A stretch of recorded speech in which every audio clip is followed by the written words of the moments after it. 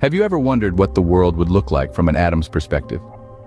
Imagine being Atomos, a peculiar atom that lives a dual life, one in the familiar Newtonian world as a solid, reliable particle, and the other in the quantum realm, where it transforms into a wave of endless potential.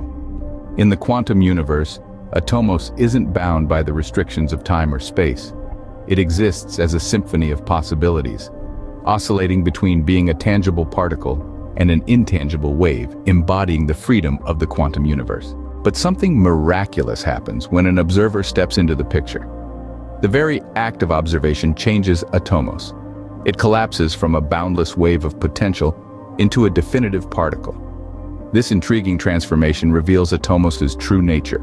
It's both a particle and a wave, shifting and shaping itself according to perception. It's a fascinating existence, isn't it? Oscillating between visibility and invisibility, Atomos revels in its dual nature, a testament to the enigmatic beauty of the quantum world. But what does this mean for us?